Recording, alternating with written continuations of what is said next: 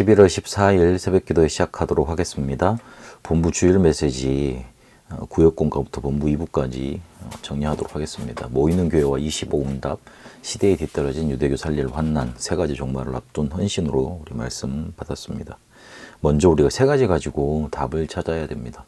갈보리산, 감람산, 마가다락방 언약입니다. 갈보리산 언약이라는 것은 다 이루었다는 뜻입니다. 다 이루었다는 것은 모든 문제를 끝냈다, 끝이 났다 이 표현인데, 어떤 게 끝났냐면 창세기 3장으로부터 시작됐던 인간에게 역사했던 사탄, 지옥, 재앙의 문제, 이 근본 문제가 해결이 된 겁니다. 그걸 통해 우리에게 실제로 운명 속에서 저주, 재앙 받고, 그리고 우리가 치러야 될 그런 고통 끝낸 겁니다.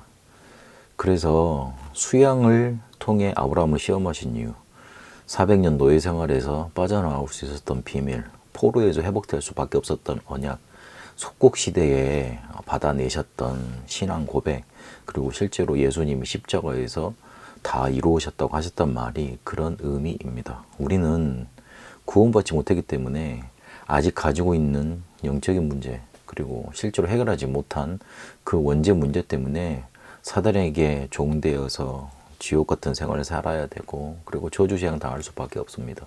그것 끝난 겁니다. 그래서 하나님의 자녀는 절대 망하지 않습니다. 왜냐하면 우리가 망할 수 있는 조건이 완전히 끝났기 때문에 그렇습니다. 그래서 일부 말씀에도 그랬지만 환난이 찾아오면 응답이 되지, 발판이 되고 기회가 되지 멸망으로 가는 지름길이 되지 않습니다. 우리가 불신자와 다른 점이 바로 그겁니다.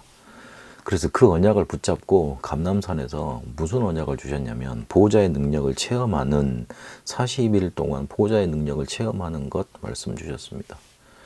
그리고 마가다락방에서 실제로 성령의 능력도 중요했지만 다민족이 그 안에 들어와 있었기 때문에 실제로 부활 메시지를 성취하는 일이 그때 일어났던 겁니다. 그래서 5시간표와 5문과 5힘이 그 통해서 일어나게 됐죠.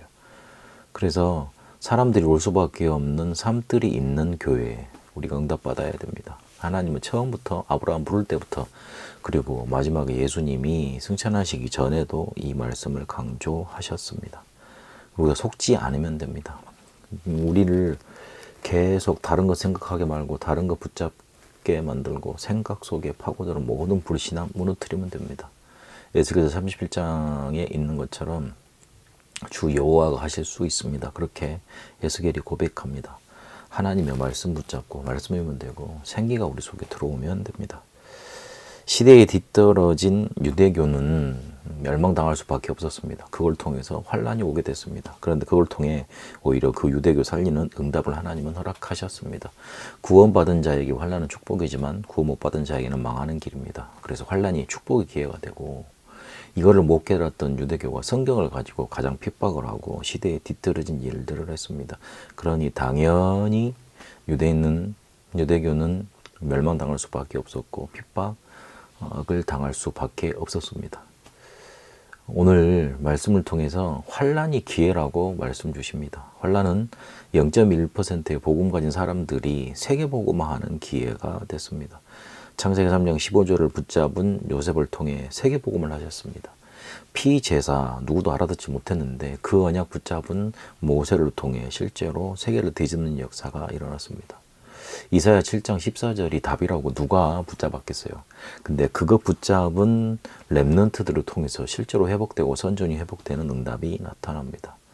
바울이 전한 복음을 듣고 믿음, 소망, 사랑, 이거를 원색 복음으로 가졌던 이 데살로니가 교회를 통해 세계에 복음을 증거하는 응답의 문을 열게 됐습니다.